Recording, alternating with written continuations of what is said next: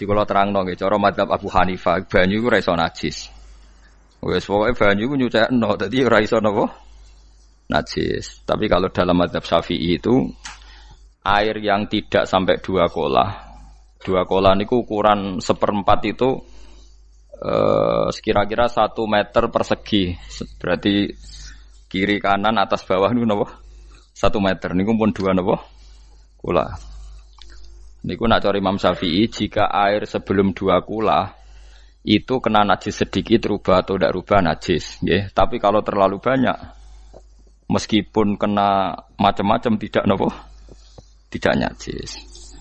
Terus ila mata ghayyara kecuali yang rubah. Di misalnya ada limbah, ada kubangan besar gitu yang beribu-ribu liter tapi kok warnanya sudah warna coklat ya kayak tinja macam-macam itu dihukumi apa? Najis. Tapi wis macam-macam malah mazhab dalam air itu. Tapi saya pastikan itu mazhab ulama. Saya pastikan itu mazhab ulama. Kalau teks hadisnya begini nih. Monggo nak jenengan ape latihan ijtihad. Engko menyesatkan ya ora apa-apa, sementing ini latihan. Jadi di Madinah, ini hadis di Musnad Ahmad. Di Madinah itu ada sumur, bukan sungai loh. Saya ulang lagi sumur, bukan sungai. Kalau sungai itu konotasinya kan luas, panjang, mengalir. Ini sumur, bener-bener apa? Sumur. Sumur, ya gedene sumur enggak sepiro. Nabi itu wudu di situ, terus diingatkan ya Rasulullah, itu sumur dulu zaman sebelum engkau datang, sebelum ada Islam di sini, dipakai pembuangan jifah, batang anjing, dan nyuwun sewu kotoran orang haid. Ya kotoran orang haid. Terus saat itu Nabi ngendikan al-ma' tahurun la yunajjisuhu syai'un. Kata Nabi yang namanya air itu menyucikan. Tidak pernah bisa kena najisnya. Al-ma' tahurun la yunajjisuhu syai'un. Terus Nabi wudu. Ya sudah begitu.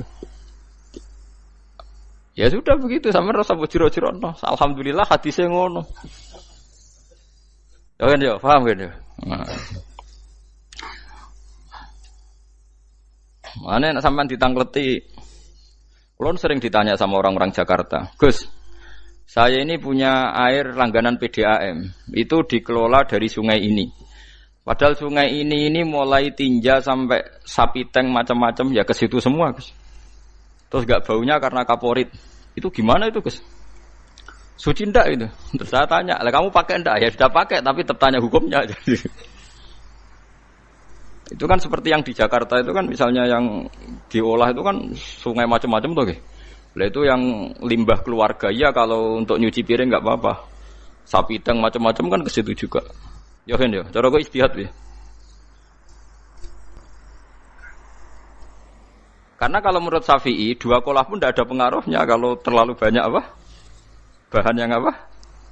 Najis, yang limbah itu yang najis. Ya jelas najis ya. Kalau teletong sapi kan ijek ono intikal madhab, rausul makul tohir. Kotoran hewan suci itu suci. Masih banyak madhab yang mengatakan bahwa kotoran barang suci itu suci, masih bisa intikal. Kalau kotoran manusia itu lebih kriminal, enggak ada madhabnya itu. Jadi kotorane wedhus iku ana ulama sing darani suci, tapi nek kotorane ruhin gak ono. Nah, itu kan repot. Makanya kata sebagian ahli hadis, sebaiknya hadis itu tidak usah diistihati, pokoknya Nabi ngendikan begitu gitu. Ya sudah orang terus ya sudah begitu. Paham gitu. Terus seperti di sini misalnya yang di sini Gajah Wong itu kan atasannya sana mulai kali Code kan wong macam-macam. Mulai wong buang kotor air besar, air kecil kan lewat semua. Macam-macam. Makanya masalah air itu pokoknya sifatnya air itu ma'an tahura, sifatnya air itu mensucikan. Mensucikan itu 2 dalam mazhab Syafi'i itu. Air dan tanah. Ya, air dan tanah. Terus sama Abu Hanifah ditambah 1. Ini kalau sampean coba tidak apa-apa, api. Makanya kalau ada boto, coroknya apa Mus? Boto ya. Boto bangunan apa? Boto.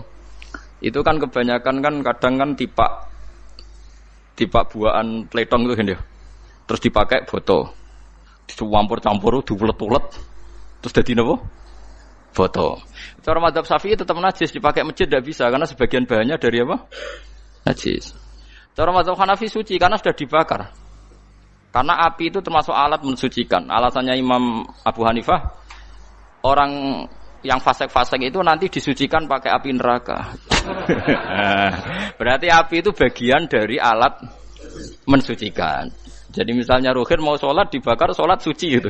Karena api itu mensucikan. Buktinya orang-orang yang masuk neraka nanti sebelum masuk surga kalanya disucikan dengan api.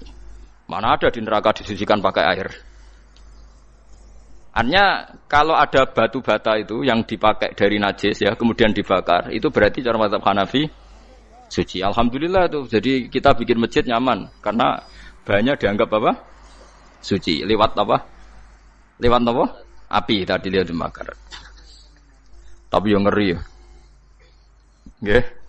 Ben sampean ngerti mazhab gitu. Terus saya memang tak niati setiap saya ngaji entah 1 2 tak sisipkan hukum fikih karena fikih ini yang kita alami keseharian. Nggih, fikih ini yang kita alami napa? Keseharian. Makanya saya minta teks hadis tadi jangan rubah. Pokoknya ada sumur.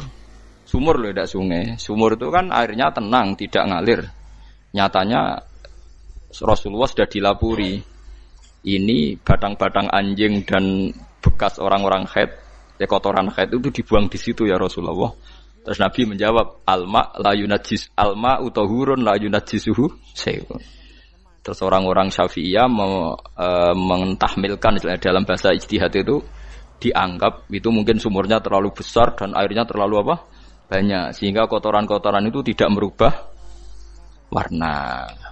Tapi kata yang lain-lain masa yang bener aja gitu, masa banyu diam dimasuki kotoran gitu tidak nopo rubah. Nah itu ya itulah ijtihad. Ijtihad itu ya.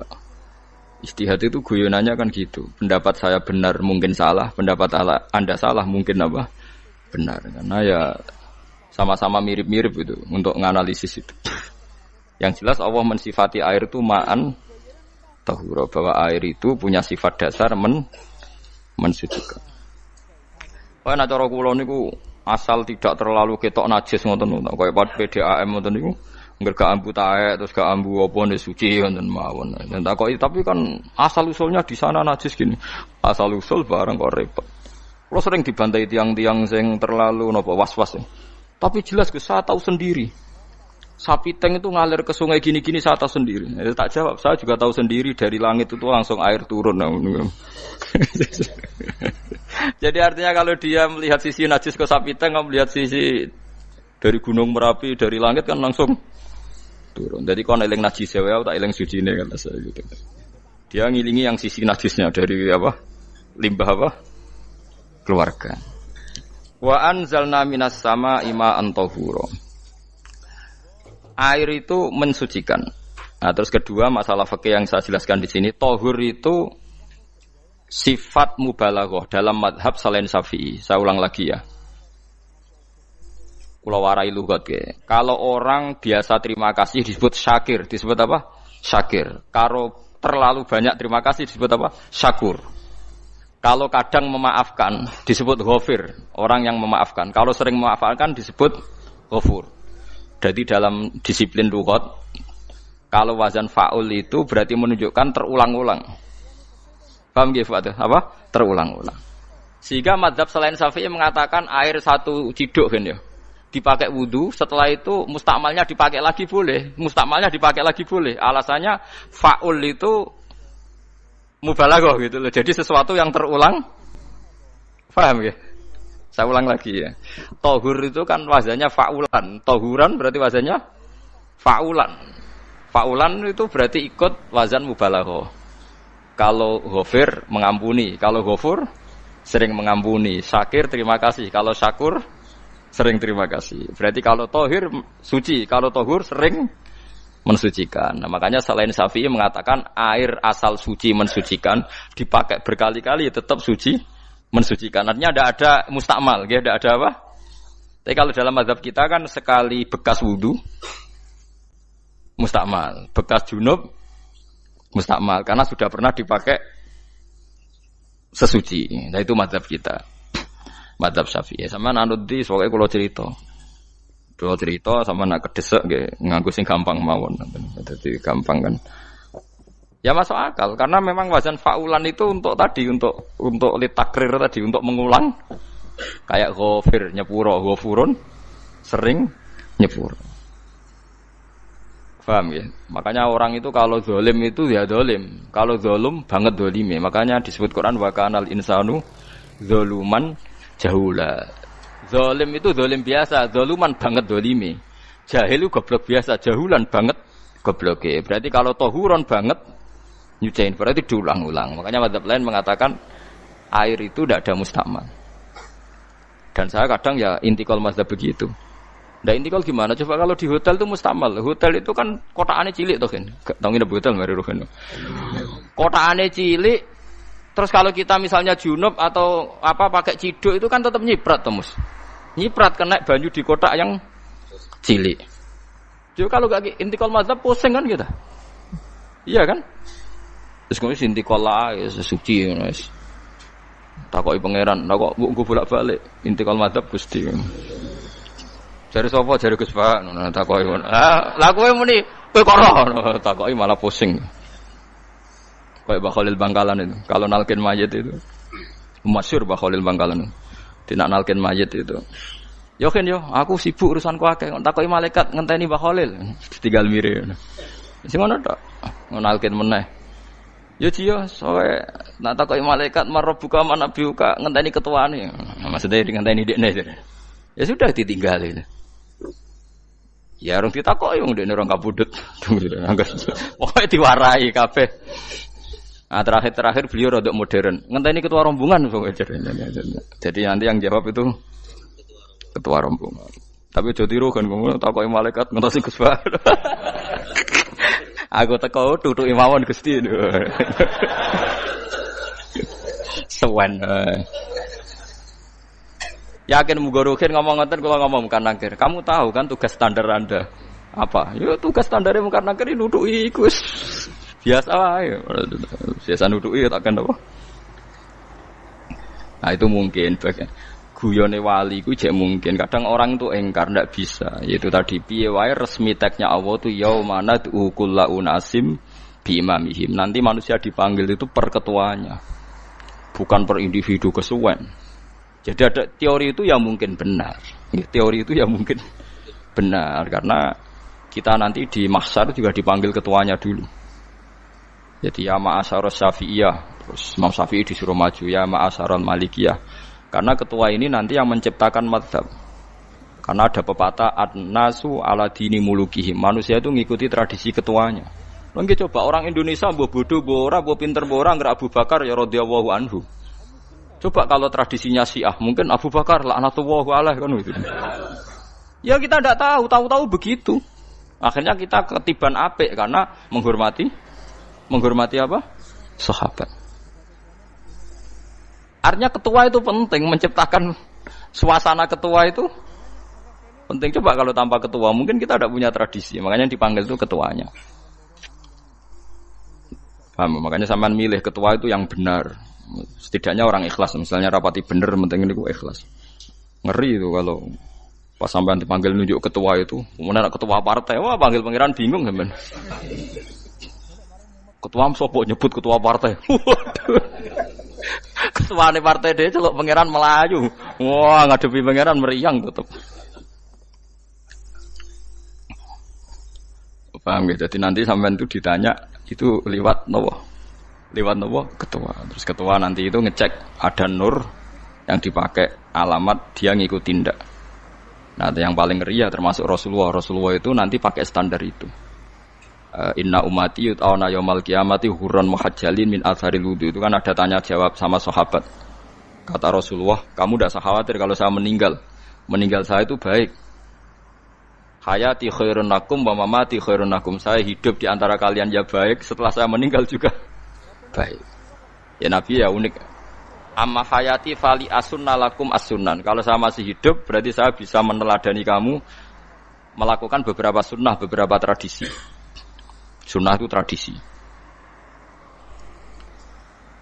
Jadi orang kudu artinya sunnah itu wajib atau sunat.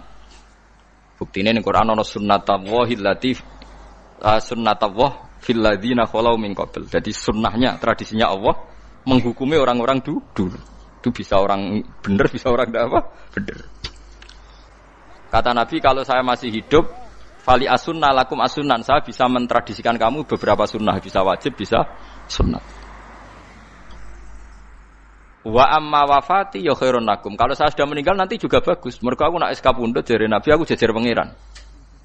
Dadi nak roh kowe apik, saya muji Allah, nak roh kowe elek, langsung saya minta ampunan kepada Allah. Dan semua umatku nanti diampuni. Terus Nabi mulai menangis. Tapi ada beberapa masalah. Ketika orang-orang itu ternyata umatku, mau saya ajak ke surga, kata Tuhan, kata Allah, innahum qad ahdatsu ba'dak. Mereka ini bikin aturan aneh-aneh setelah kamu Muhammad.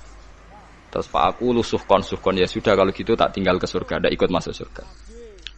Nah kemudian ulama berdebat ahdatsu itu apa? Ada yang itu bid'ah gitu, macam-macam. Kalau ulama Sunni ahdatsu itu ya bid'ah ibadah mahdhah. Jadi misalnya orang melakukan sholat zuhur kok 6 rakaat itu kan wong nganggur papat kesel kok malah muni 6 itu. Utawa zuhur kok mau 3 rakaat itu kan ya itu bid'ah. Karena ibadah mahdhah. Tapi kalau masalah sosial itu fleksibel. Fleksibelnya adalah misalnya dulu Nabi naik unta, orang yang anti bid'ah juga naik Innova. Padahal dulu naik unta. Orang-orang yang poligami itu ya tidak nunggu istri pertama mati. Padahal dulu Nabi poligami setelah Sayyidah Khadijah meninggal. Ya mereka baik-baik saja. Alasannya poligami sunnah Rasul. Padahal nak detailnya sunnah Rasul poligami setelah istri pertama meninggal. Jadi kayak Ruhin itu belum boleh. Istrinya kan masih hidup 2 dia. Tapi sudah.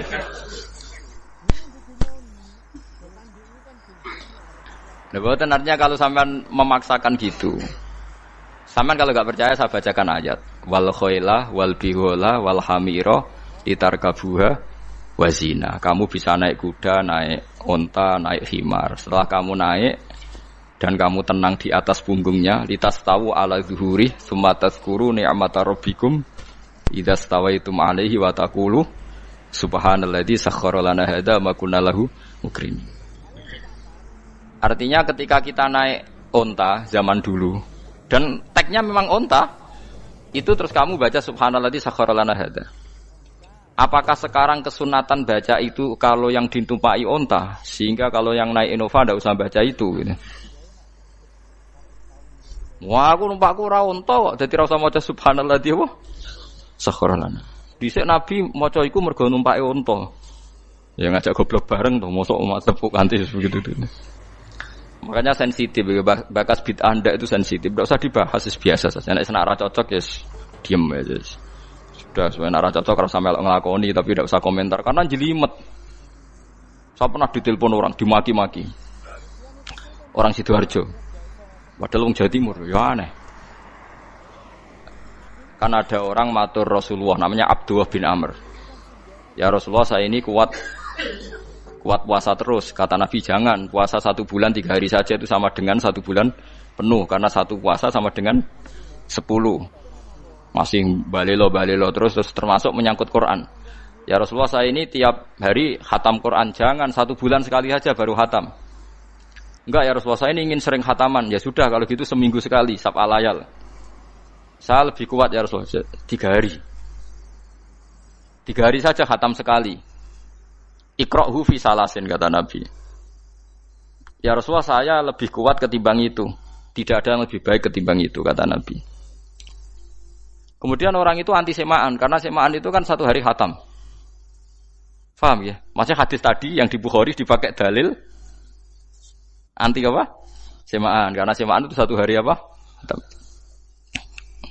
Lewat telepon pertama lewat santri saya, terus lama-lama lewat telepon. Terus saya tanya, kamu bacanya hadis kira-kira sama saya banyak mana? Kayaknya banyak jenengan. Terus saya tanya, betul Nabi menyuruh khatam tiap 3 hari? Ya. Betul Nabi nyuruh khatam tiap 1 bulan? Ya. Ya sudah, lakukan saja. Anda sering enggak khataman tiap 3 hari? Tidak pernah, setahun aja tidak mesti. Lah iya kalau Nabi melarang baca Quran tiap hari kamu setuju, tapi Nabi nyuruh tiap hari khatam kamu tidak setuju. Enggak apa-apa, kamu anti semaan enggak apa-apa, tapi lakukan perintah Nabi tiap hari, tiap 3 hari khatam. Menang deh. Lah itu maksud saya. Anda tidak apa-apa milah-milah bid'ah sesuai versi Anda, pemahaman Anda, tapi yang fair. Kalau Anda anti semaan ya harus tiap 3 hari khatam karena dawuh Nabi iqra'u fi kulli salasin. Enggak juga kan mereka juga orang yang enggak jarang baca. Jarang baca apa? Lah itu enggak fairnya di situ. Makanya dia biasa mawon. Cuman semaan apal Quran wis semaan. Nah apal Quran ya wiridan, malah lucu to apal Quran kok semaan. Ya yes, ngono ae apal ya nyemak kan, kok kesel ya mulai. Jadi bang nyemak sampai gremeng. Bariku mangan entek akeh kan malah lucu. Wong nyemak yo udah kurang ajar. Jajal kok nyemak ki delok ngarep mbek guri tok, agar kebar ya wis. Aku serah kelakuane wong nyemak. Kan dekne ra apal kan yo. Biasane nyegat guri to. Kok agar gurine kembar pojok. Wis. Kok agar gurine pojok kembar. Ya sing semaan akhire pinter sing maca kembar gurine. Paham gitu terus wau gitu tohuron gitu tak latih memahami Quran secara lugat. Mergo Quran bagaimanapun bilisanin arabiyyin mubin. Ada ulama yang berpendapat tohir itu dimubalaghahkan tohur seperti ghafir ghafur, syakir syakur. Sebab itu menurut mazhab ini tidak ada air apa musta'mal. Tapi kita biasa mazhab Syafi'iyah apa? Ada apa? Ada musta'mal. Itu masalah-masalah ijtihadiyah, masalah-masalah ijtihadiyah. Kalau masalah ijtihadiyah tadi pendapat saya benar mungkin salah, pendapat Anda salah tapi ya mungkin benar itu. Wa anzalna minas sama'i ma'an tahura, mutahhiron tegese banyu iku sing nyucekno. Linuhya supaya maringi urip ingsun. Bihi sebab anane banyu baldatan ing daerah maitan kang mati. Jadi istilah resmine pangeran yo aku nak nguripno bumi iku yo nganggo lantaran banyu. Dadi aja mbok soal pangeran kok butuh lantaran. Waduh repot. Mung Qur'ane pangeran dhewe istilahno aku nak nguripno bumi lewat lantaran banyu. Ya ora usah mbok jurok-jurokno. Pangeran kok butuh lantaran. Ora usah lantaran lah yo iso, tapi nek Allah nganggo lantaran yo oleh yo aja terus Allah kok nganggo wasilah. Wah yo malah kacau. Ora usah ngono-ngono, ora usah mikir. Pokoke Qur'an diwaca ora usah dipikir, pun ngono. Iman nonton mawon kok repot. Iman kok napa? Kok repot. Linuhya supaya ngurip-ngurip sapa ingsun bi sebab banyu baldatan ing negara atau daerah maitan kang mati. Jadi sampean jangan mengatakan kalau Allah untuk menghidupkan bumi butuh air ya keliru. Allah itu tidak butuh apa-apa, nggih. Allah itu tidak butuh apa-apa. Tapi kalau Allah punya sunnah, punya adat menghidupkan bumi itu pakai air, ya Allah jangan kamu atur. Kira pangeran kok ngatur. Itu kan ada cerita di kitab-kitab itu termasuk di Ihya itu. Nabi Musa itu sok dekat Allah. Jadi enggak mau mimik obat. Membuktikan bahwa Allah itu tidak butuh wasilah. Aqaqir itu maknanya obat-obatan yang dari herbal itu bahasa Arabnya apa? Al-aqaqir. Dia setiap konsultasi sama dokter disuruh minum herbal itu. Enggak mau dia. Enggak, saya akan disembuhkan Allah langsung, enggak usah lewat obat apa herbal katanya. Tiap dokter ditanya jawabannya sama. Oh, dokter goblok. Kamu belum tahu ya kalau Allah itu tidak butuh wasilah. Malah marah-marah dia tuh. Akhirnya dia konsultasi langsung ke Tuhan. Apa betul ya Allah saya butuh minum aqaqir? Terus, lah kata dokter gimana? Karena herbal itu fungsinya gini-gini.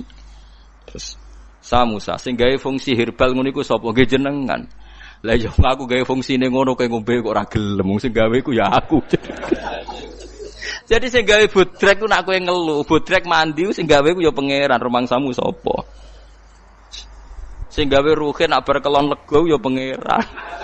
Mangsamu sapa? Omane bojone ayu kan.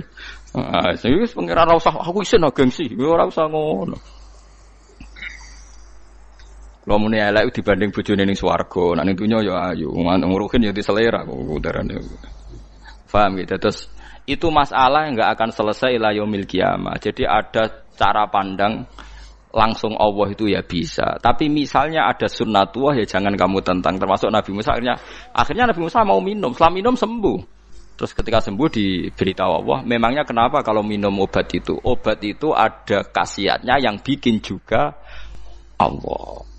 Kok kamu hindari itu alasannya apa? Wong yang bikin juga Allah. Makanya kalau kamu percaya wasilah, kalau terpaksa percaya, kamu harus yakin bahwa nomor satu adalah Allah Subhanahu wa Ta'ala. Kalau kamu takut orang itu syirik, ya gak apa-apa, kamu lawan, harus kamu lawan. Memang selera kamu begitu. Kamu harus tidak usah ikut pakai, wong kamu khawatir, tidak apa-apa. Jadi sing khawatir syirik, ora usah nganggo ali-ali, ora usah nganggo ake. Tapi sing seneng dagangan, ya nganggo. Ora usah jimat-jimatan, ini niati napa? Booming ngoten mawon niati dak. Kulo nu diakek larang sedurunge rame-rame akek. Barang akek kerame terus mboten kula nggo. Wah, darani murah repot.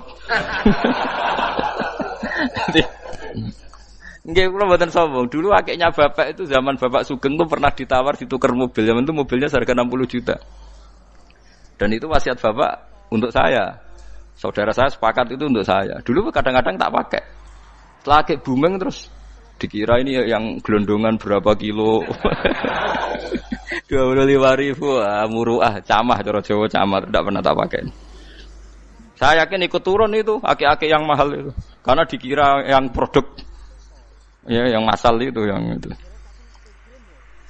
Paham gitu tuh sampean biar tahu duduk perkara ini. Jadi tohur ya tohuron itu sifat mubalaghah. Tapi kalau dalam mazhab Syafi'i tohur itu ismul alat. Jadi tidak maknanya mengulang-ulang sehingga Imam Syafi'i tidak membolehkan wudu pakai air apa? Mustamal. Lah menurut hadis kayaknya benar Imam Syafi'i secara lahir. Karena Nabi ngendikan sisa air wudu itu membawa dosa Anda. Kata Nabi, jika seseorang wudu maka kotorannya keluar dari ajfan, dari pelapuk mata, dari apa sampai keluar dari mimbaini adzofirih, sampai keluar dari bawah-bawah apa? Kuku. Sehingga kalau air ini sudah membawa kotoran dosa Anda, berarti air ini kan sudah menjadi air kotor. Andai kan Anda mukasyafah, maka air ini sudah penuh dengan kotoran. Enggak mungkin air yang sudah penuh kotoran dipakai wudu lagi. Itu cara berpikir Imam Syafi'i. Ya sampean ikut mana ya? Ya gampang kan kalau keadaan normal ya ikut Syafi'i, kalau air banyak, kalau tidak normal ya ikut mazhab yang lain. Kan gampang. Gitu aja kok repot tuh. Ya itu pentingnya orang ngaji ya di situ tuh harus banyak pilihan.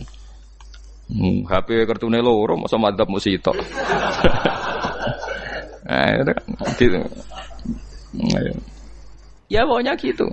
Kalau yang percaya wasilah ya pakai istilah pangeran linuhyabi baldatam maita, ada kata bihi. Allah menghidupkan bumi itu dengan pelantaraan air, padahal Allah tidak butuh perantaraan. Tapi yang anti ya enggak apa-apa. Memang yang percaya wasilah itu ya bahaya juga. Yes, pokoknya yes. Sudah pakai 2 kartu apa susahnya tuh? Ya enggak apa-apa. Asal ada ilmunya, ya tidak karena emosi. Memang ada apa?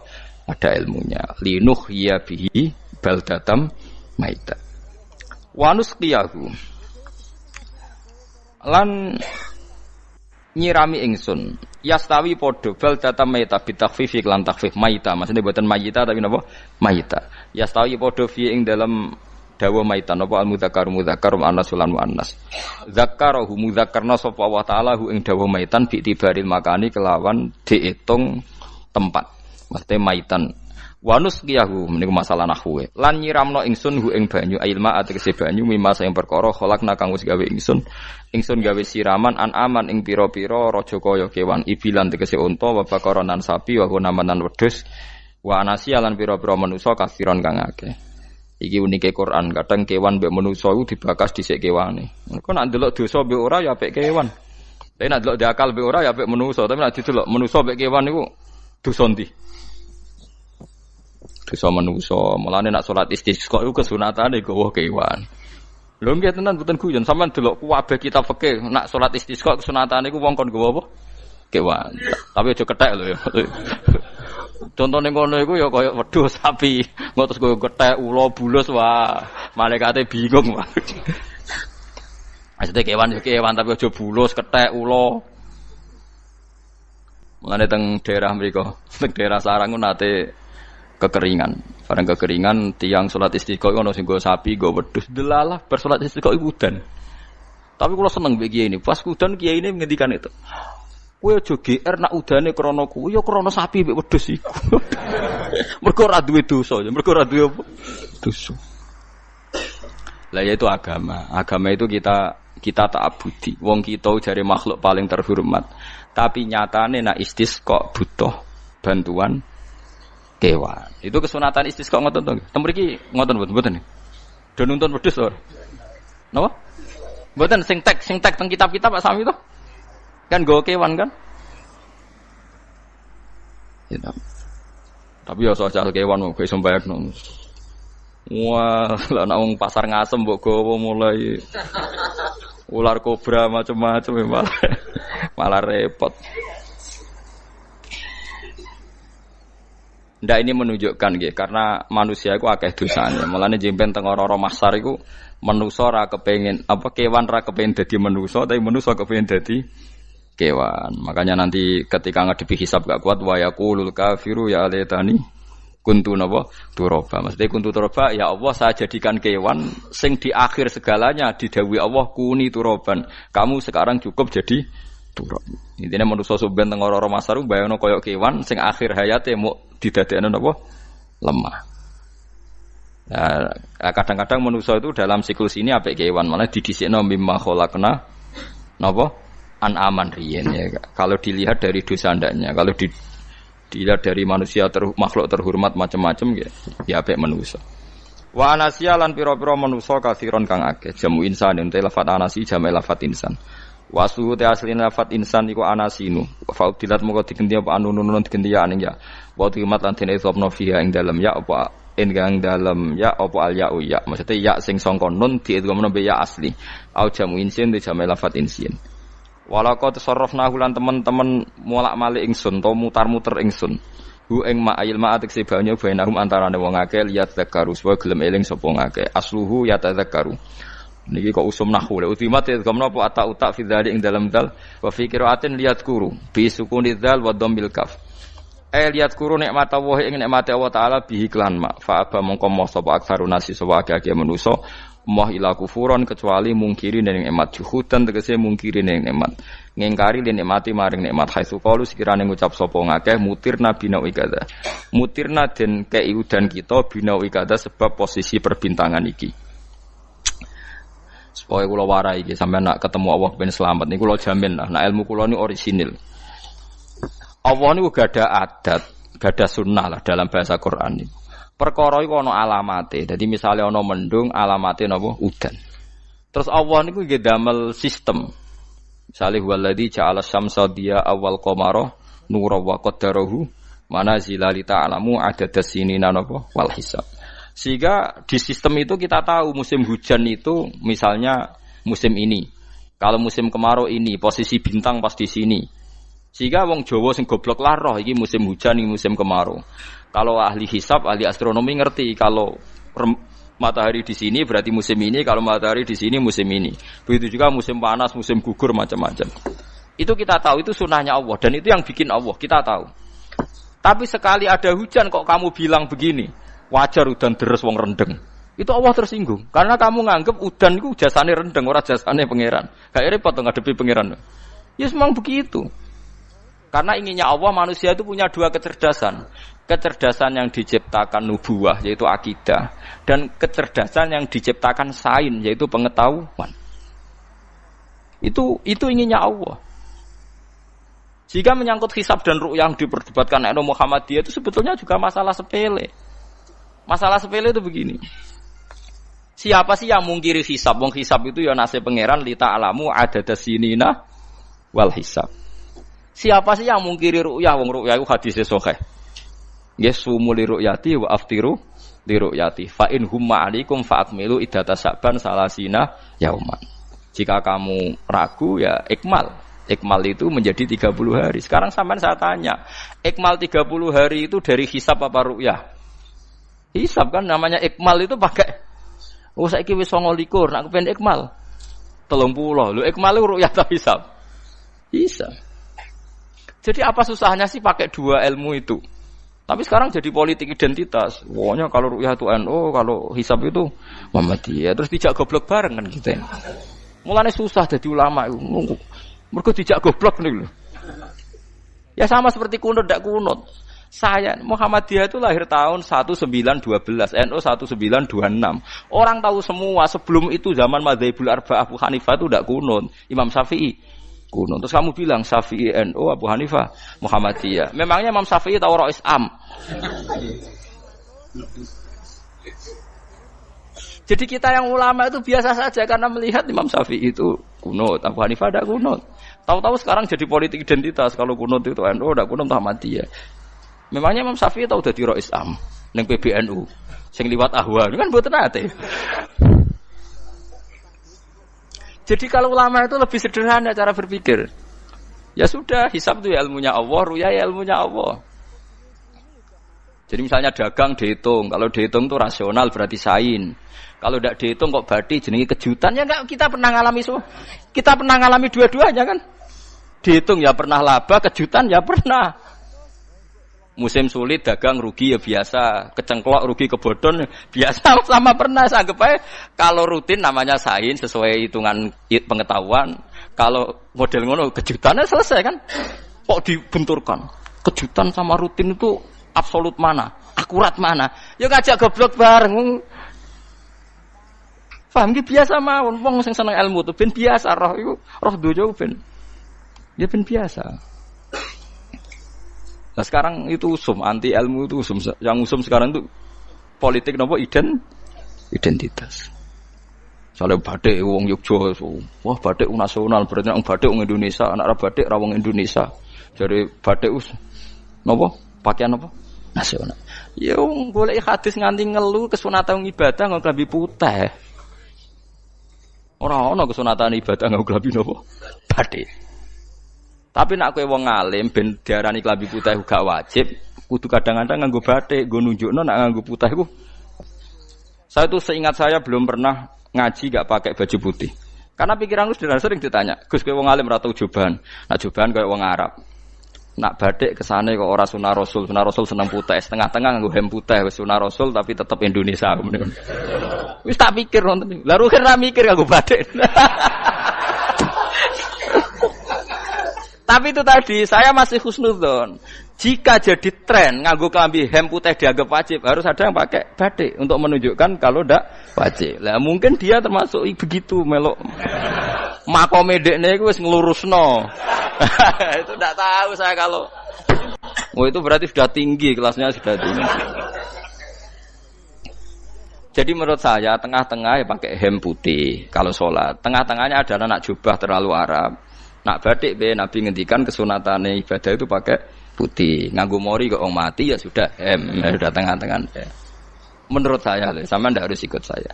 Tapi jika itu dianggap wajib, kadang-kadang jangan pakai putih. Seperti Jabir bin Abdullah itu terang-terangan, sama ndak ceritani. Dulu ketika Jabir bin Abdullah sahabat yang terkenal itu Jabir itu termasuk minas sabiqin al-awwalin itu. Jabir itu sholat di masjid itu bajunya dicopot. Terus sarongan itu dicancang di gulu. Kayak wong kuno-kuno. Sarongan sitok dicancang di gulu. Bawa baju diletakkan di sokor-sokor masjid. Setelah itu orang tabi'in melihat dia secara sinis. Tabi'in itu generasi setelah sahabat. Marah-marah ketika dimaki. Masa engkau sahabatnya Nabi sholat bisa bin wahid. Pakai baju satu dicancang bisa. Terus Jabir mulai cerita. Kamu jangan bilang pakai serban itu sunat. Kamu jangan bilang pakai jubah sunat. Bagaimanapun menjadi sunat karena kamu punya. Sehingga kamu bilang sunat karena kamu punya. Dulu kita zaman Rasulullah masih hidup. Kita semua itu tidak punya baju. Punyanya satu. Sehingga Nabi tidak berani mensunatkan pakai baju dua. Kesunatan serban. Karena kita hanya punya pakai baju satu. Kita harus mikir bagaimanapun di antara kesunatan itu karena kita mampu. Setelah tidak mampu tidak ada sunat. Terus Jabir mulai marah-marah termasuk yang diceritakan. Kalau kamu bungkus orang mati gimana? Ya tak bungkus utuh sampai sikil mbek dase ra ketok. Ya kan ya, nek ngene wong mati dibungkus sempurna tuh. Nanti kok pepes itu ya dibungkus terus bariku lagi dibuka raine ya. Ya Mus. Sing mudin-mudin rai ya. Terus Jabir cerita. Cara kowe wajib to ora jare Jabir? Nggih wajib. Ya wajib mergo iso. Terus dia cerita, dulu Sayyid Hamzah, dulu bapak saya Abdullah, Jabir bin Abdullah. Itu saking enggak adanya baju.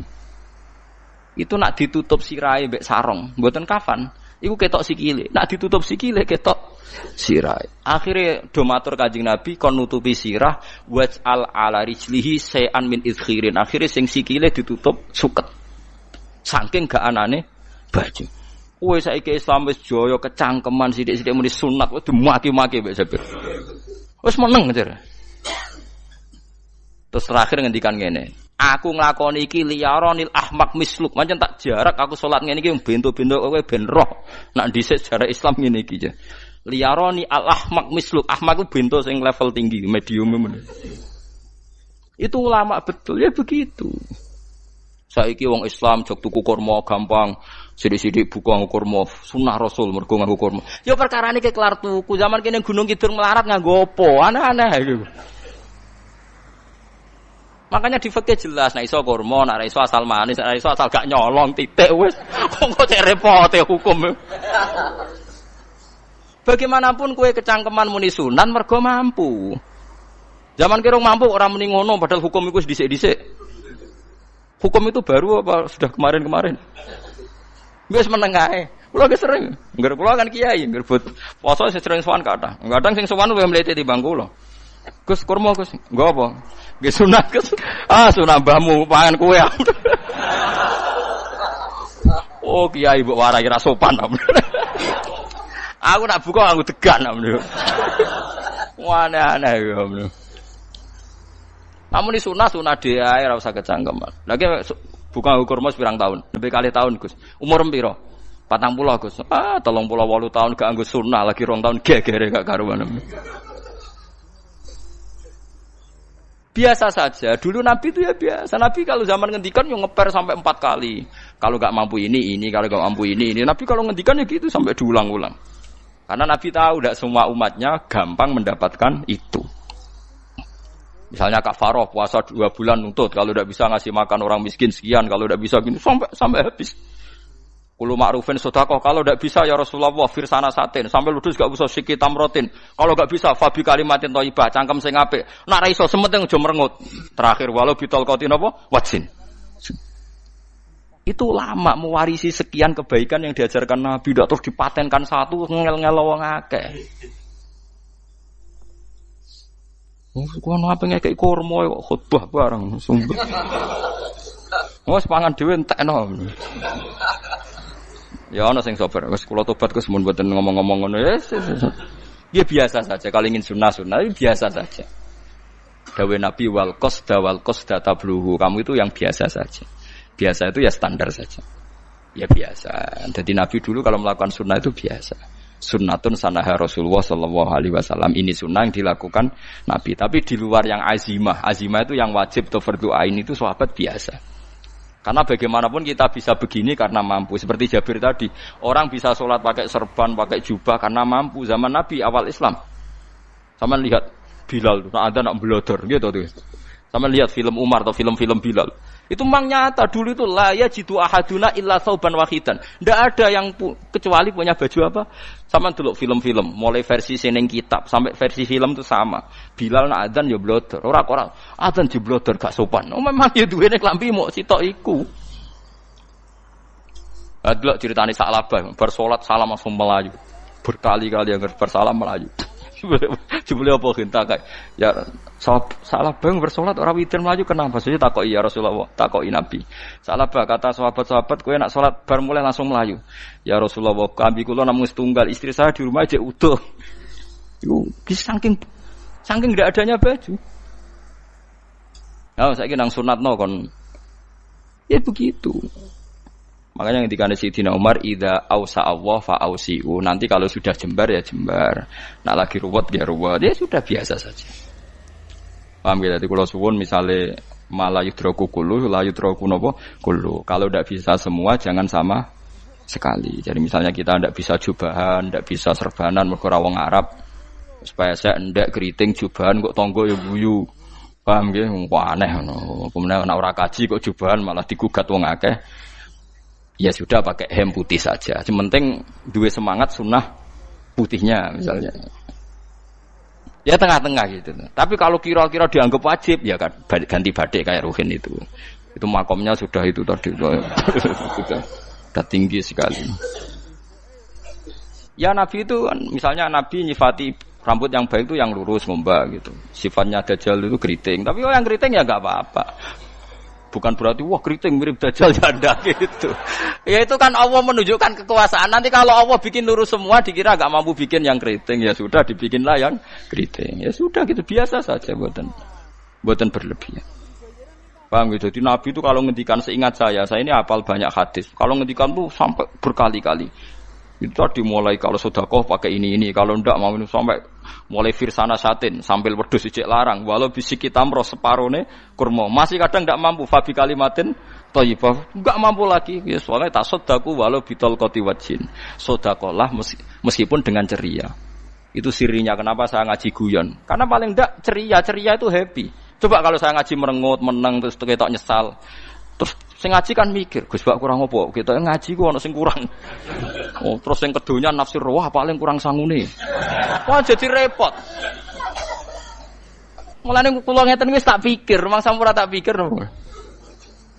Guyon kula mek sampean nangis mbon ndi ganjaran akeh ndi. Mergo guyon kula bi ilmen nangis sampean mikir utang. Jadi terakhir sedekah talqati wajhin, wajah yang ceria, yang happy. Kowe iki happy kan yo seneng, paling gak mikir nasibe kan. Kiai iku happy benes. Jajal misale kiai kok rogen sumpeng. Maca kukar-kukur, bariku angop. Bariku kukur-kukur meneh. Kan wong mikir. Wae tanggale bayar apa piye kredite. Waduh. Apa wayahe ditarik sepeda motor kan orang terus menafsirkan macam-macam. Sing elek sing wong alim mulai nafsiri paling terkipe ra iso. Wah, paling elek. Ya nek wong alim kan ana ukur-ukur mesti nek sing suudon kan paling macane bingung terkipe ngono. Ya macam-macam lah sesuai asumsi napa. Jadi kula suwun nek sampeyan nek dadi kiai nek ra iso sedekah macamnya terakhir ceria. Mergo Nabi ngendikane terakhir tasaddaku walau bitol qati wajhin. Bersedekahlah meskipun dengan keceriaan napa muka atau wajah. Namun kalau itu Nabi diulang-ulang. Jadi kalau ngendikan tuh diulang-ulang. Sekarang tuh orang mau mendorong sunnah Rasul itu satu. Ya berat bagi yang nggak bisa melakukan itu apa? Yang nggak bisa melakukan itu apa? Berat. Jadi dibacalah hadis itu dibaca utuh. Ya bukan kita apa ya mau sekolah kepingine kabeh umat Nabi itu happy. Mergo selama itu tidak maksiat berarti anut ajaran Kanjeng Nabi Muhammad sallallahu alaihi wasallam. Ma khuyira Rasulullah baina amrayni ilakhtara aisarohuma malam yakun isman. Rasulullah itu tidak pernah disuruh milih dua hal yang berbeda kecuali milih yang paling gampang. Asal itu tidak barang dosa. Itu hadis muttafaq alaih. Ma khuyira Rasulullah baina amrayni ilakhtara napa aisarohuma malam yakun napa isman. Jadi Nabi itu tidak disuruh milih dua hal, mesti milih yang paling gampang asal tidak nopo dosa. Makanya Nabi kalau ditanya ya Rasulullah sampean nanti tawaf pakai unta apa ndak? Kesel ndi? Nggih kesel melaku, ya naik unta saja. Makanya Nabi kalau tawaf dulu pakai apa? Unta. Terus saiki mulane Arab Saudi PG MRT berkoordinasi Nabi unta terus saiki nganggo napa? Kereta lingkar. Sekarang baru diperdebatkan. Cek kurang ajar itu sebenarnya no tamu spesial, misalnya pejabat negara sebenarnya atau tawaf numpak kereta muter. Diarani rasa dhisik Nabi numpak unta, diarani sah cek kurang ajar ning dhuwur. Terus sampai angop-angop terus tawaf. Sampeyan muni sah ta ora ya, jajal. Muni rasa Nabi dhisik tawaf. Ngagem unta muni sah kok kurang ajar. Wah, misalnya numpak kereta asenan anggap sithik-sithik sebeng 7. Kurang ajar juga. Saat ini lebih diperdebatkan, tapi ya mbak, sing bakas ngono ben ngerti hukum sampean, ben ora anak kiai iku bingung, ulama yo mikir hukum. Iku ketok ceria kula, sampean ora bingung ora ceria. Fa aba mongko sapa aksarun nasi sapa akeh manusa mo ila kufuron kecuali ngafirin nikmate Allah juhudan tegese ingkar li nikmati maring nikmat haitsu qalu sekirane ngucap sapa kufar mutir nabi nawi kada mutir nadien kaeringi udan kita binawi kada sebab posisi bintang sing ngene iki walau syi'na la ba'atsna fi kulli qaryatin nadhira walau syi'na umpama ngersakno ingsun Allah la ba'atsna yektine nugasno ingsun utawa ngutus ingsun fi kulli qaryatin ing dalam saben-saben daerah desa nadhiron ing wong sing ngelingno Umpama wong ngersakno kabeh desa ya nabi, tapi kok kakean nabi malah repot kan. Yukhawifu kang ngekeki peringatan sapa nabi ahlaha ing penduduk Qaryah. Walakin ba'asnaka tetapi ning ngutus ingsun ka ing sira Muhammad ila ahli qura maring kabeh penduduk kuliah sekabehane ahli qura nadhiran khalidati nadhir khalidati nabi liya'zuma supaya gedhe apa ajruka ganjaran sira. Tapi kabeh nabi niku nggih pokoke Allah mampu mawon tiap desa dikai nabi, tapi Allah ndak melakukan itu, cukup nabi sitok terus kabeh iki kon anut Nabi Muhammad sallallahu alaihi wasallam. Mulane ana guyonan wong Arab wong Jawa apik endi? Apik wong Jawa aja. Wong Arab iku cara obat iku dosis tinggi, mulane dikirimi nabi. Wong Jawa cukup mudin, cukup kiai wis Islam. Dadi rapati salah lah. Penyakite ringan jadi diobati kiai iku wis dadi iman. Nah wong Arab kudu napa? Nabi. Berarti penyakit berat mek ringan apik endi? Apik ringan, mulane jare kiai Jawa kita apik wong Jawa kus wong Arab. Mergo ora butuh napa? Nabi. Berarti dosisnya kan kecil ya, rendah. Sauni-unimu wis. Wong bingung, ngono kok omongane wong napa? Bingung. Lha opo nganalisis ngono barang. Ya wong nganggur iku repot terus. Fala tuti mongko aja nurut sira al kafirina ing pira-pira wong kafir fi hawahum ing dalam hawa nafsune kafirin. Dadi kaya aja anut wong kafir ning menyangkut hawa nafsu. Tapi nek menyangkut kebaikan wong kafir sing kita kadang kalah baik dalam hal sosial. Ya malah Allah kadang melehno kita mergo kok kalah mbek wong kafir. Nggih misale ngeten ngene, makanya Imam Suyuti nafsiri falatutil kafirin ay fi hawahum. Dalam hal yang bersifat hawa napa? Nafsu. Misalnya begini, saya contohkan Allah melehno wong mukmin. Ada sahabat ketika perang itu tangannya terputus, kakinya juga terputus. Terus matur Rasulullah, ya Rasulullah gara-gara perang derekno engkau, saya tangannya putus, kaki saya putus. Ternyata tidak diapresiasi sama Allah, malah disalahkan. Gini kok Allah terus nurono ayat iyam saskum korhun faqad masal qoma korhum misluh. Jika Anda luka karena perang, orang kafir pun luka. Wong kafir wong gento wae wani luka demi kekafiran, kok kuwe wong Islam jare demi Allah ora wani luka. Jika masyhur di kalangan para ulama, nanti setiap kebaikan itu dibandingkan kezaliman. Ya, saya ulang lagi, nanti setiap kebaikan itu dibandingkan kezaliman. Misalnya kita jadi kiai ora enak, ora gaji tetap, setepak-tepakan, kadang untuk duit, kadang ora. Enak jadi PNS, gajinya tetap. Nanti kita disalahkan Tuhan. Pedagang narkoba itu gajinya juga enggak tetap. Risikonya tinggi, ditangkap polisi, hukumannya mati, itu saja berani. Kowe ngiyai trimo ngono ra wani. Kowe tahajud kanyeben, bengi-bengi tangi tahajud kanyeben. Tukang maling ayam bengi-bengi tangi nyolong. Risikonya tinggi ya anyep wani. Jadi nanti kowe di depan Tuhan dimaki-maki, kesalehan kita akan dibandingkan kezaliman. Lan ana wong saleh diutangi dhuwit ora oleh medhit, sampeyan dibandingno. Maling mbek maling utang-utangan, wong saleh ora utang-utangan. Ya memang begitu. Nah itu yang dimaksud ayat intakunu ta'lamuna fa innahum ya'lamuna kama ta'lamun wa tarjuna minallah ma la yarjun. Jika kamu merasa sakit karena berjuang demi agama, orang-orang zalim juga sakit karena kezalimannya. Toh mereka berani. Coba jadi kiai bandar narkoba resikonya tinggi mana coba? Resiko jadi bandar narkoba. Antar geng narkoba juga musuhan, takut ditangkap polisi. Jadi kiai paling ngomong hasud sidik-sidik. Paling wong ngrasani. Kiai iso ngene omong tok ora iso nglakoni paling gitu. Padha kiai ini paling hasud. Ya sidik-sidik lah, paling serek. Kalau bandar narkoba gak cocok, nembak. Karena rivalitas mereka ekstrim. Sehingga kalau sampean cemen jadi kiai nanti ya diingatkan Allah dibandingkan orang apa? Zalim. Jadi eling-eling ya. Terus semua kesalahan kita, loyalitas kita pada agama nanti dibandingkan orang zalim karena mereka loyal sama pekerjaannya, sama kezalimannya. Enggak terus preman-preman nak belani kanca wani mati. Kadang kiai santri belani kiai ini rapati wani mati. Wis repot preman-preman nak tobat wis repot. Kulo nu rada nyesal mek tobaté preman. Nah ana preman teng perapatan tobat. Niku terus ning masjid, men itikaf terus mbek wong sopan. Niku ora pas sajane. Nah tobat itu tetep ning perapatan, sing dhisik ganggu wong disingkirno. Jadi ku tobat tenan sehingga dhisik perapatan sing gawat dadi gak gawat. Mergo sing preman gawat diganti preman sing lunak. Ora terus ning masjid ya sing iki tetep digenti generasine ngono. Mestine maksudnya mesti ora kok terus elek mboten mestine tobaté ngoten niku. Sayyidina Umar itu dulu itu menakut-nakuti orang Islam. Angger ana ndekne wong Islam wedi kabeh. Terus Abu Bakar ya wedi kabeh wedi. Suatu saat Rasulullah mlaku-mlaku ngerti Umar gulut ning ukat, menangan. Kata Rasulullah andikan yang Islam itu hebat Islam. Hanya Rasulullah berdoa wa ma'izal Islam fi Umar. Akhirnya Umar masuk Islam. Hari Kamis masuk Islamnya. Wis kira tau mikir to sak dinane niku lho sak dinane dongan Kamis masuk Islam Jumat. Ning omahe adike ning gone IP-ne. Kok diwacana Quran surat Toha. Bareng Islam metuki Nabi mon walhasil bar Islam teng Zaid bin Arqam ning bene Nabi terus langsung marani Umayyah Abu Jahal ora terus ning masjid menenge mboten langsung marani Abu Jahal. Angger ki ganggu Nabi tak pateni.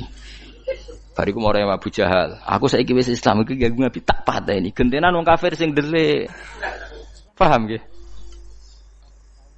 Dadi enak maksudnya. Lah misalnya terus Umar dadi sopan santun terus ketemu wong dilo, ketemu Abu Lahab monggo dari akhir. Wah. Kacau. Artinya enggak ada perubahan kan kalau gitu. Lan Ruhin mantan preman mboten kok tobaté ning kene ora roh kok. Mboten harus kiai dene. Mestine ngoten. Makanya Wahsy itu yang bunuh Sayyid siapa? Hamzah. Karena dia disuruh Hindun itu istrinya Abi Sufyan itu. Itu setelah membunuh Sayyid Hamzah dan dia Islam. Dan Nabi tidak siap melihat wajah Wahsy. Sumpahnya Wahsy apa? Saya bersumpah akan membunuh orang paling dibenci Rasulullah. Sebagaimana saya pernah membunuh orang paling dicintai Rasulullah. Terus tobatnya dia mateni Musailamah al-Kadzab. Wong sing ngaku Nabi ngarang Quran. Itu tuh sing mateni sinten? Wahsy. Jare Wahsy sebagaimana aku pernah membunuh orang paling dicintai Rasulullah, tobat saya membunuh orang paling dibenci Rasulullah. Ya misalnya terus Wahsy tobat, terus sampean nyapu masjid, terus gak duwe selera tarung, zaman kafir tarungnya tenanan, bareng Islam menyapu masjid. Bariku ngiseni jedinge, terus bareng dijak perang wedi wae repot. Ya niku ide kula tapi ora kudu nglakoni. Nek mau cerita ilmu sampean ora kudu nglakoni. Yaitu gale wong preman brah-brah. Blojo narkoba entek akeh dilakoni, nggo judi diakoni. Sewengi orang preman itu kalau judi 2 juta 3 juta loh. Bareng tobat ngeboni masjid 10.000. Padahal donyane jek akeh. Mestine tobat yo. Saya zaman judi semalam 3 juta. Sekarang kalau pengajian atau ke masjid semalam 3 juta 100 lah minimal diluwei. Ora malah pas tobat nglebokno amplop masjid yo. 10.000, kadang 2.000. Repot-repot. Tapi ya apik tobat, mesti cerita. Tidak begitu, mestinya berbanding. Paham nek sampean takok tobat itu cara ulama nggih ngoten niku berbanding. Mulane riyen Khalid bin Walid itu jadi panglima perang Islam itu. Saya masih ingat makalahnya Khalid bin Walid, fakama anni aktsartul qatla fi kufri aktsartul qatla fi Islam. Dulu ketika saya kafir adalah sangat banyak membunuh orang Islam. Perang Uhud kalah itu karena panglima orang kafir adalah Khalid. Dia cakap sekali dalam ngatur strategi perang. So Khalid itu utek elek kan. Pikirannya ala sahabat yang menuso ruhin es. Kayak wong wedok ambek apa jenenge ghanimah mesti medun. Sahabat ora kabeh kaya aku kan ana kaya kue barang macam-macam. Gunung Uhud itu dhuwure mok sak musolane iki jamira Gunung Uhud kaya Merapi niku mboten. Nah kalau Merapi amanah ning dhuwur tetep ra kenek, meleyang to. Jadi Gunung Uhud itu dhuwure sak musolani mbok dhuwur putih. Wong kula nate mriko bolak-balik kan nggih bisa nek urung tahu. Kula kaya wong India dadi melok itikaf teng Gunung napa? Uhud. Mbok piye dalile mbok ya ora roh. Lah itu Khalid bin Walid pinter, dia ketika kalah itu muter ke belakang terus ghanimah itu dilepas. Ya dulu itu dalam perang dulu tuh ghanimah itu kan perempuan sama apa? Ya sama barang-barang itu. Ketika dilepas itu dianggap sudah mengaku kalah. Ada sahabat yang kok ruhin itu udah akabir sahabat, ada sahabat papan atas, sahabat yang seperti itulah. Sahabat kebanyakan turun ternyata Khalid itu muter terus naik dari belakang. Pas sahabat turun, dia naik dari apa? Yo penak karek manai kok dhuwur, itu akhirnya kalah. Itu ya gara-gara strategi ini Khalid bin Walid. Nah terus dia bersumpah, saya bersumpah semua kecerdasan saya, semua kecanggihan saya akan saya gunakan untuk membela Islam. Ini kelima itu di perang Tabuk, di perang Yarmuk, di perang Tabuk. Itu di panglimani siapa saja yang ditunjuk Nabi itu kalah. Termasuk Ja'far bin Abi Thalib itu padahal panglima yang ditunjuk Nabi. Usamah ya kalah. Abdullah ya kalah. Semua yang ditunjuk Nabi itu mati semua. Akhirnya panglima diambil siapa? Khalid. Taruh saja gini strateginya. Anggap saja Arab itu padang pasir. Tidak sampean biar tahu bahwa orang soleh yang cerdas itu banyak. Jangan kira soleh itu tidak butuh kecerdasan, butuh. Arab itu kan padang pasir. Mau jelas gini, gambarannya apa? Padang pasir. Itu kalau perang itu kan taruh saja orang Islam itu 3.000 musuhnya 10.000. Memang kejadiannya gitu, 3.000 musuh 10.000. Itu kan berbanding berapa itu? 30 ya? 1 banding 3 ya? Nah itu dulu, pasukan-pasukan Islam dulu itu sama-sama seperti soft sholat. Jadi memanjang. Ya akhirnya perang itu kelihatan sekali mana yang sedikit, mana yang banyak. Habis Khalid strateginya dirubah. 100 orang di depan, anggap saja gitu. Pokoknya tak kayak gambaran coro Jawa paling gampang. Lagi mau kitabnya malah bingung loh. 100 pasukan kuda yang di depan itu disuruh negarkan kuda. Disebut fal mughirati subha itu. Yang itu wal adiyati napa? Dobha fal mughirati subha itu. Jadi pokoknya anggap seperti itu. Fal muriyati apa? Qadha itu. Kuda yang 100 di depan disuruh menegarkan. Pokoknya kon gerak sehingga debu itu banyak bertebangan. Terus pasukan yang 3.000 itu disuruh memanjang. Memanjang sepanjang-panjangnya. Karena di depan ini ada tegaran kuda tadi, orang kafir yang di sana itu melihatnya ada bantuan datang baru. Wih, pasukan Islam teko wakeh, panjang lagi. Dikira jumlahnya itu sampai 50.000 lebih. Paham sih kalau maksudnya? Sehingga wong kafir melayu perkara ini tidak mungkin kita tandingi. Orang Islam dapat bantuan baru, padahal ya wonge podo. Mau baris tok dirubah. Nah misalnya sing mimpin Mustafa sembah jare mati ya sahid, mati kabeh wong Islam. Lah itu artinya dia masih ingat betul saya dulu pernah menggunakan kecerdasan yang sama untuk mengalahkan umat Islam. Saya bersumpah kecerdasan yang sama akan saya gunakan untuk memenangkan Islam. Lha coba bayangno to nek padang pasir 3.000 orang yang 100 di depan negarno kuda supaya pandangan tidak begitu jelas. Terus yang belakangnya memanjang dari jauh kan kelihatan pasukan dapat bantuan baru. Padahal ya orangnya sama. Akhirnya orang kafir merasa wah enggak imbang. Kita ada imbang karena orang Islam dapat bantuan. Terus menang perang itu. Lah itu tobat bener gitu loh. Orang kok pas kafir cerdas, buareng Islam tobat nyapu masjid. Sebarigus ngaji ngantuk. Padahal zaman kafir cerdas, memperdayakan ekonomi nganti sugih bergeder.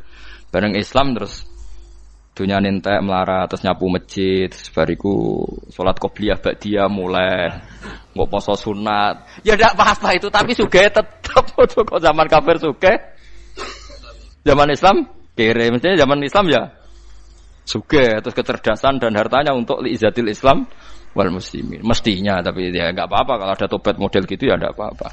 Ojo kok terus dari Gus Pak ngene kok elek ya ora ana jenenge tobat mesti apik, tapi enggak fair gitu loh. Masuk zaman nakal serius, zaman tobat sekenanya itu kan fala tuti mongko joto at sira al kafirin ing pira-pira kafir fi hawahum ing dalem selera hawa nafsune wong kafir. Wajahidhum lan merangi sirahum ing kufar. Merangi maksudnya berjuang bihi kelawan Quran. Maksudnya hujjah. Uang iku nak merangi wong kafir nganggo Quran, ndak mesti perang iku nganggo pedang. Niki jelas kita bire wajah itu bihi ebil Quran. Maksudnya perang nganggo Quran itu kita melatih argumentasi atau hujah yang dengan hujah itu jelas-jelas ketok bener agama napa Islam.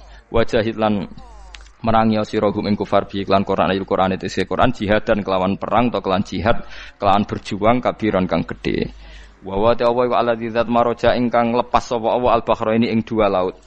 Arsalat sing lepas sapa ta'ala huma ing al-bahraini mutajawiraini hale berdampingan. Hadza utawi iki ku asbun iku banyu sing banget segere, banget manise, banget segere. Furatun tur enak diombe, sadidul udzubati tekse banget manise. Kiye kuno nak manane mudah diminum. Wa hadza utawi iki iku milkhun niku banyu asin, ujajun tur banget paite. Syadidul muluhah tegese banget paite. Tapi wasemono sungai sing gampang diminum. Misalnya sungai Komerapi sing napa gampang diminum maksudnya mboten pahit. Ketemu laut sing banget paite, meskipun banget asine, apa hakikate gawe wajah alalan gawe sapa Allah taala bainahuma antarane banyu sing napa tawar lan banyu sing asin, Allah gawe barzakhon ing pemisah, hajizan tekse pemisah. Kita ndak tahu pemisahnya piye, pokoke akeh sing cerita banyak di tengah laut itu air napa tawar. Layak tali itu ora campur apa hadu masalah sijine banyu asin dan banyu tawar bil akhir iklan sing liya mergo wonten apa hajiz wonten apa hajiz ana pembatas wa hijron lan tegese pembatas mahjuron kang iso nglindungi sitron tegese tutup mamnuan kang iso den cegah bi sebab anane sitru sebab anane pembatas apa ikhtilatuhuma apa campure banyu asin lan banyu tawar walami wa waladi khutun. Assalamualaikum warahmatullahi wabarakatuh.